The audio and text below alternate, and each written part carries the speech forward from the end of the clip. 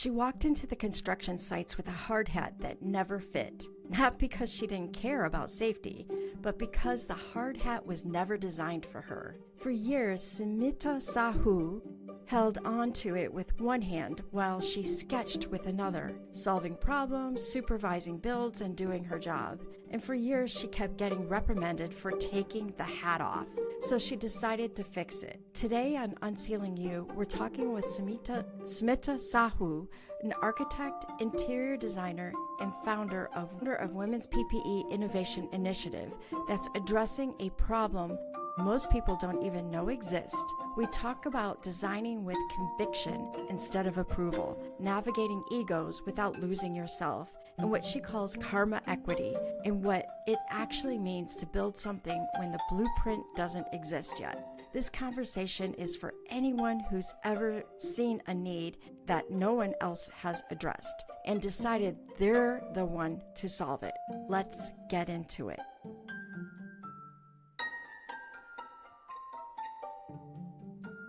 Thank you so much, Smita, for being on the UnCeiling You podcast. I'm really looking forward to people hearing your story and just being able to be inspired by what you've done and what you're hoping to do in the future. So you've built a career where beauty and function and emotion intersect. And that clarity I could only imagine, didn't happen overnight. What internal beliefs or values did you have to strengthen or even unlearn to confidently take your place in the design world?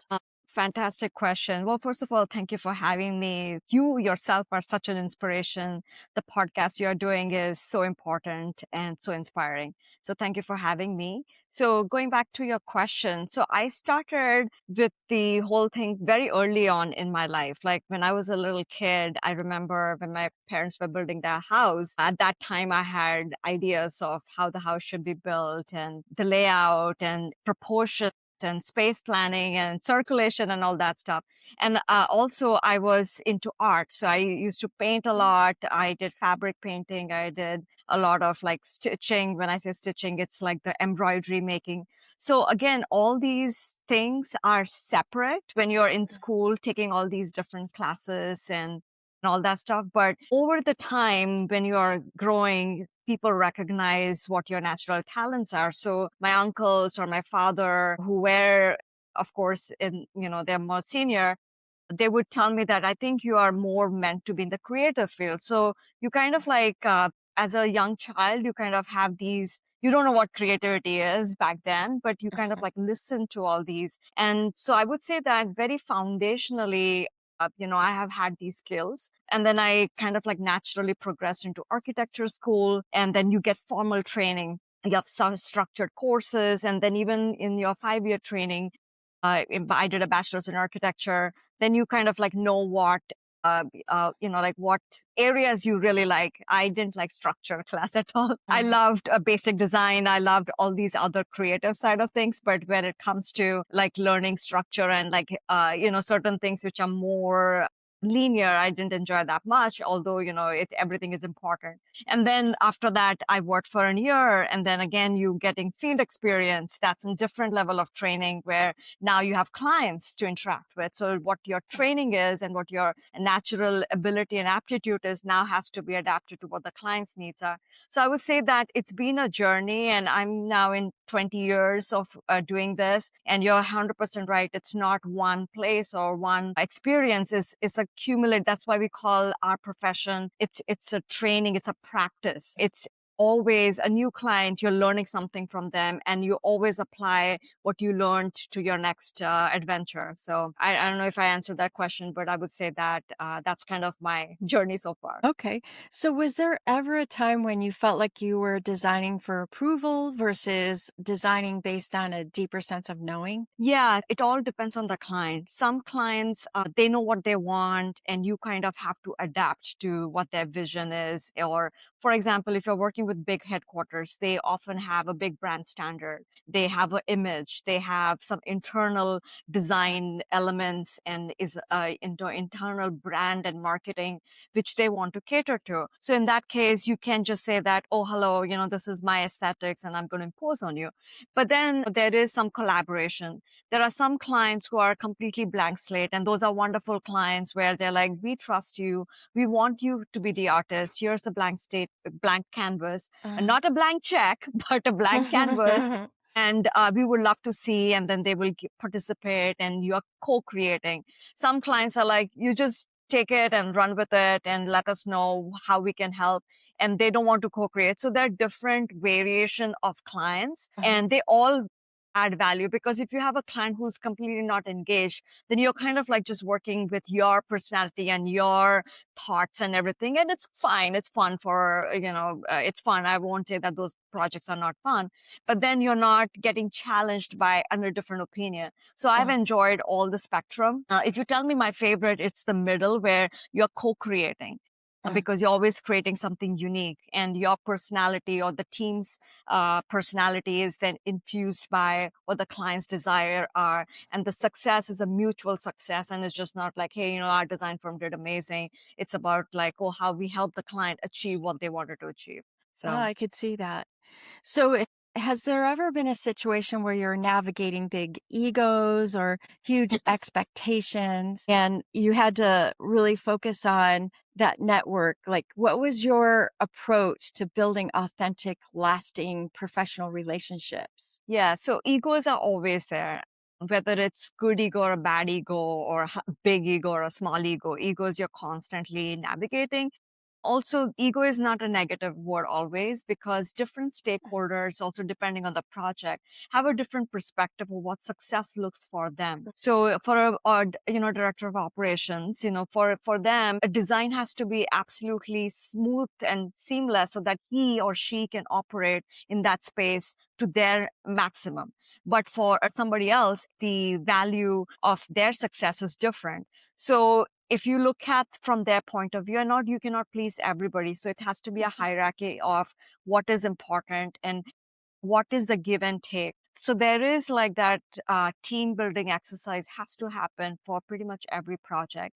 The way I navigate ego and relationship is to understand their point of view first, rather than imposing what you can. Because as a designer, you are coming in mostly as somebody who's facilitating all these different point of view and creating the space, which is a physical, tactical, livable creation. It's not a PDF document. It's actually, people are using it for years. So you do have to understand what these different stakeholders want and what is the success look for a team, their success. And then you kind of align yourself. And I'm not saying that you completely lose your personality and do what they want you to do.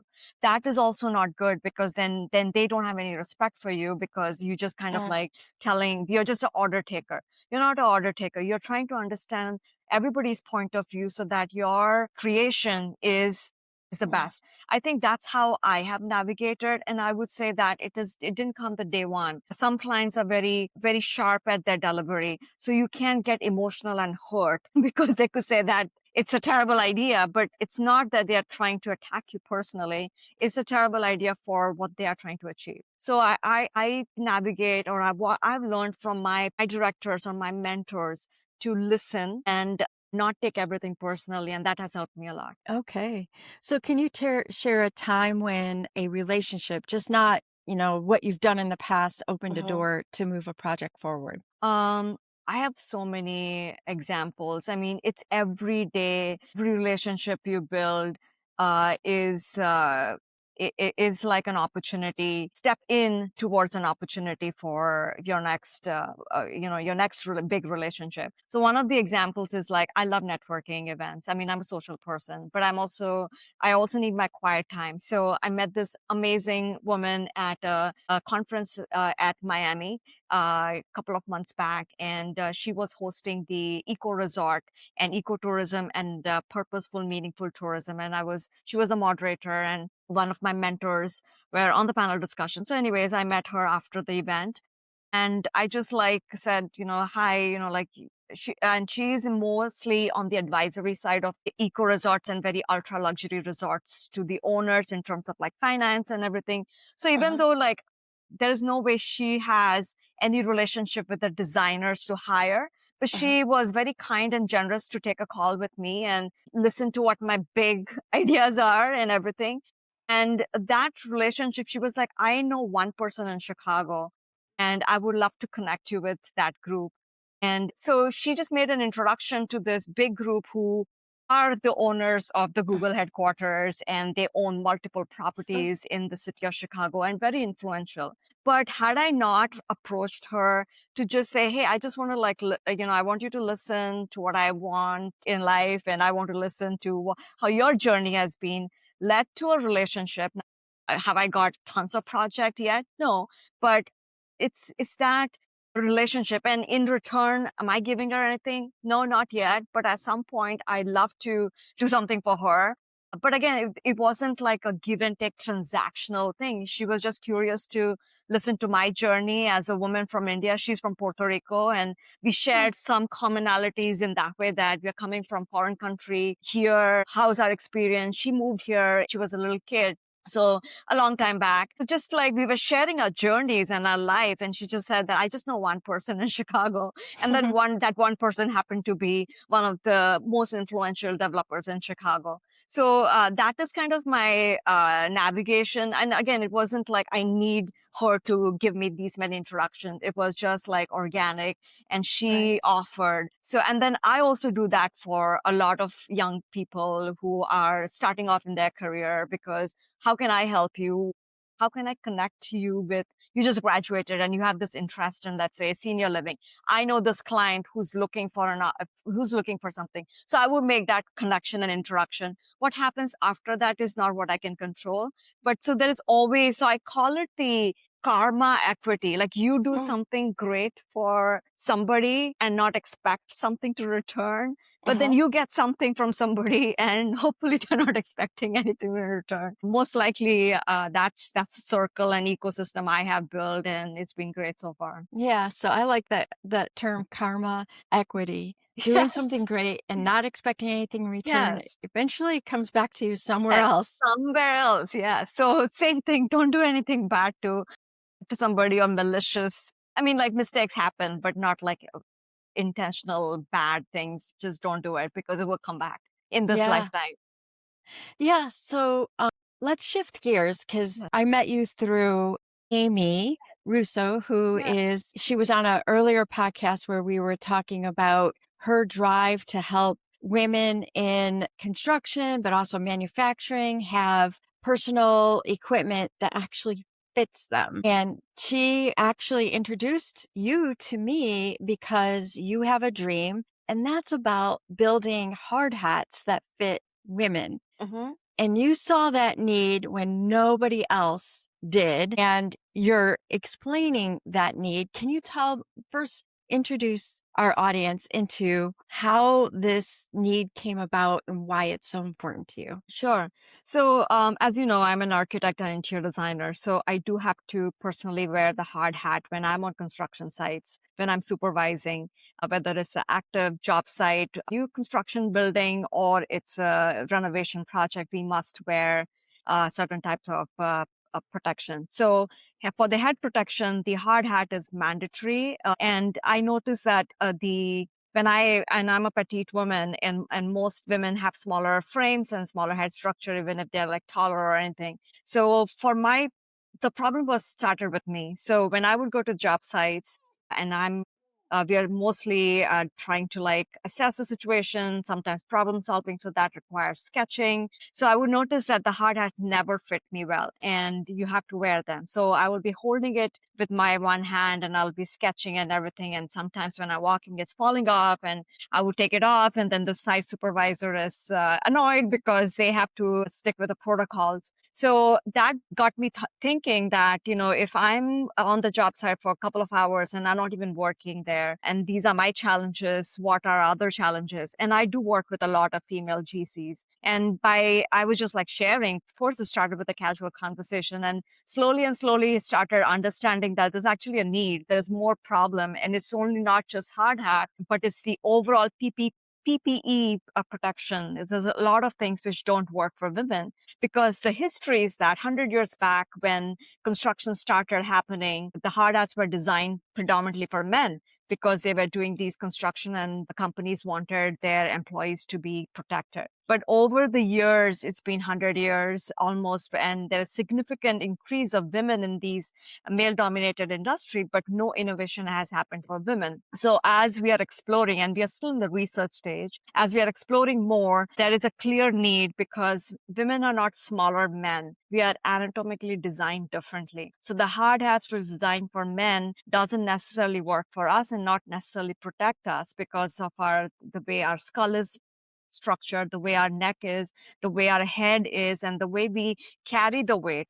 So that's kind of the exploration. And more, I'm talking to people. And Amy, who was on your talk a couple of weeks back or months back, she's actually a great proponent of equity and safety, which means that what was designed for men to protect them and be safe for them, that doesn't necessarily work for us women. So we should, of course, adapt and, of course, look at what works for them, but adapt to our needs. And that is what this whole exploration is about. And I'm getting great feedback from other women, even men. They are trying to help us and give us feedback. So that's been a great journey so far.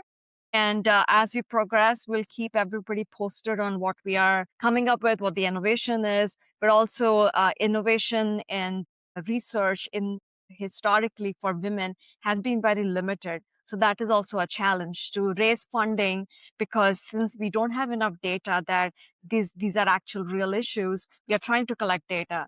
And investors and everybody else always look at data and history and all those things. So it becomes challenging for innovation for women just because we don't have enough research and data that these are real issues and women are just not complaining. And also, like, if you look at the history, it's been like just the recent 10-15 years that there is an increase of women in these predominantly male-dominated industries. So that's our latest, greatest exploration. And we're very excited about it. So what type of data are you gathering? So data first to understand the problem. What is the problem? So we think that there is one type of problem, but when you start talking more and more, there is a lot of other issues. It's just not about fit.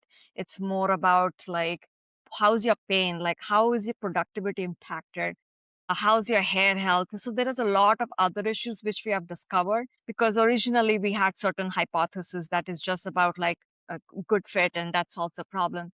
But it's not about that. It's more than that. And then also other issues in terms of like the way the skull is designed, men versus women. The impact of something falling on your head is different for men than women. So those are kind of the exploration, and we are still in the process of even understanding what the pain points and what the real problems are to even come up with a solution.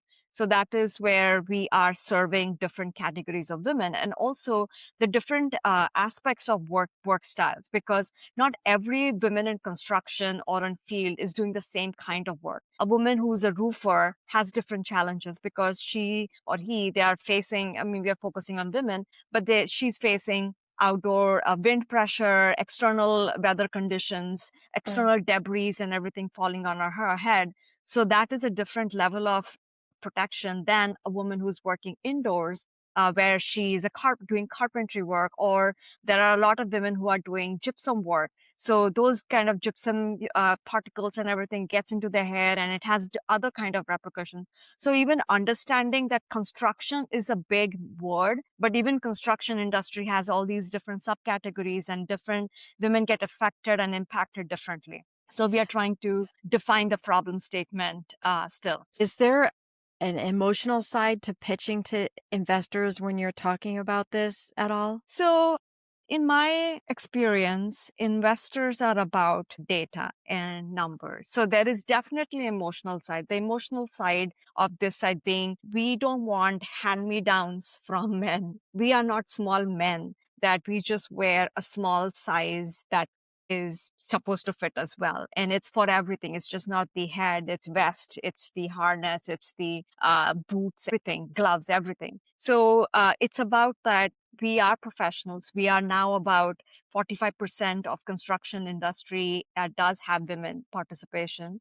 And even the bigger umbrellas, we are 13% in construction. But if you look, consider manufacturing and other, it's a significant amount. So even though we are only, let's say, 13 to 15%, but that is still a percentage not to be ignored. So the emotional side of things is that we also want to look professional when we are on the job site and required to wear PPE.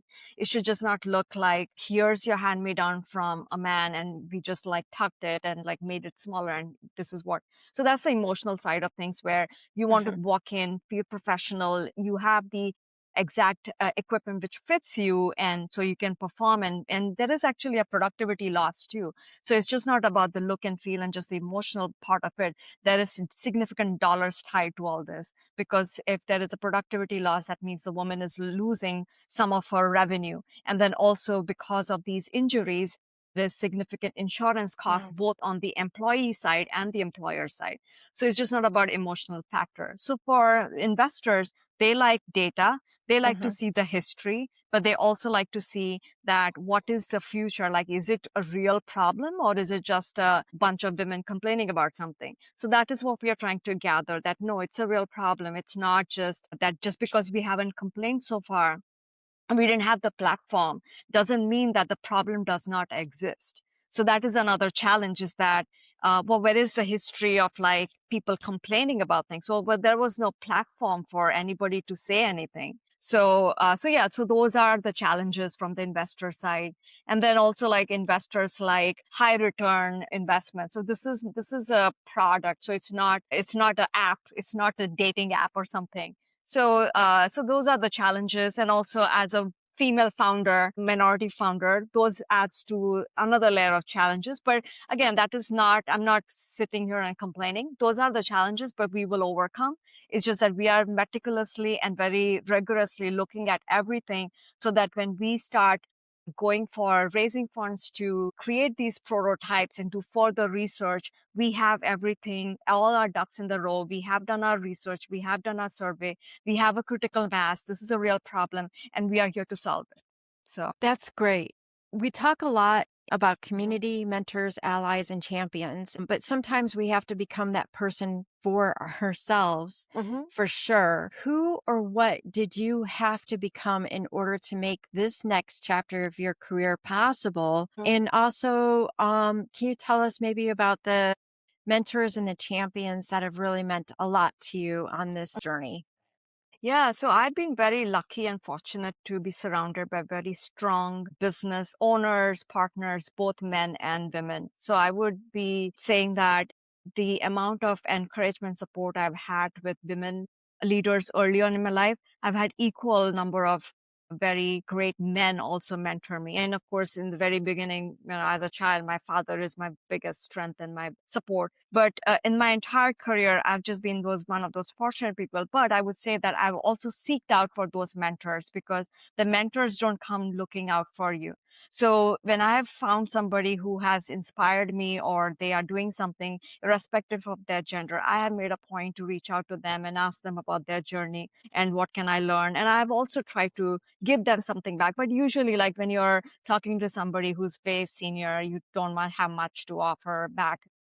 I mean, when you're younger. But I would say that moving in different circles also has helped me a lot. So I'm not only just stuck to the design industry, I have stepped outside of my comfort zone and stepped into real estate and finance and business and everything. And all of that has helped me. So I didn't like specifically answer like one or two person's name, because there's a lot of them. And at each phase, they have influenced me and they continue to influence me. I mean, for example, for business, I will go to a certain set of people. For finance, I'll go to somebody else, design somebody else. So I've been just lucky to nurture those relationships and continue trying to give back in whichever way I can. So it's a it's a relationship. So it's just not me always taking and hopefully giving something back. But then also I learned a lot from the younger generation too, because they have a different perspective. They are born with AI. So they just think in a very different way. They think fast and they have answers ASAP. So yeah, they are also mentors in their own way. Is there something that has changed in what you believe is possible for yourself and for others as a result of working with all these folks? Yeah. So when I started my firm, everybody was like, this is very ambitious. My firm philosophy is very ambitious. It's not just doing design. And anyway, so they were like, well, you should start small. And even like just like a couple of months back, I was at a networking event and one of the gentlemen said that it's going to be really challenging because you're a no-name design firm, you're a woman business owner, and on top of that, you're Indian, so it's going to be really challenging. So I have not paid attention to all those comments, and not necessarily those are negative. They don't bother me because I know what I'm capable of. I know what my support structure is. I know what my team strength is. I know what I want and I want to achieve. It's not going to happen day one. And it's not just me. It's a team. So even like with this PPP head heart, it's not just me doing all of the work. I have people who are supporting this. There's a whole ecosystem and there is a purpose. So for me, it's just to keep going with the belief you have. And there are people who are not going to support you, and it's okay. You just have to ignore them and keep moving. And then you will fail, or even if you fail, there is learning in that. And then you learn from that and you continue to go, because failure is not that you have to stop. Failure is because there are certain things you tried, but it didn't work out for those conditions. But that doesn't mean that you cannot continue. You have to change those conditions. You have to listen to what didn't work and then adapt and move on. So that is my philosophy. I don't get emotionally super excited if I have a win and I'm just, and I also don't get super sad. So I'm very emotionally regulated, and that has been through this journey, because I started my business during COVID, and whatever we're going through in 5 years, it's been a lot of ups and downs. So the lessons learned is, as an entrepreneur, it is a solo journey. You have partners, but at the end of the day, it is your journey, and you cannot get emotionally so up and down that you are wasting a lot of your energy. So that is my biggest lessons learned. And I had to train myself. Because sometimes early on, I would get heartbroken by rejection. And I just quickly learned that rejection is just going to be part of it. And you have to understand why you were rejected, not feel bad about it. And then learn how you cannot be rejected the next time. So, yes. I think that is a pile of gold you just gave us right there. Thank you for that. Now, for folks that are listening to this podcast, what can we do to support you and your journey? I think I'll be posting some surveys about a little bit more detail about what are the real pain points about the women hard hat. So we had the original survey that was a little bit broad. We didn't even at that point, we had few ideas of like what is the pain point. Now we have a little bit more ideas. So, and also like voicing what the real problems and challenges are, because if people don't voice, nobody knows what the problems are. And then you just continue to work that way. And it's actually not helping. You think that you're sacrificing your comfort or your thing, but actually there's a bigger audience there who can benefit from you speaking up. So I think speaking up, and also in my case, like filling the next survey, which will come soon, and participating and also like just supporting each other. So we've come to the fast action questions, answers to the following very motivational questions. So here we go. Are you ready? What's one relationship building habit that changed your career? Give. And also just don't expect that when you give somebody something that they have to return something. Okay. What's a mantra or a phrase that you return to when doubt creeps in? I never doubt myself, so I don't know how to answer this question.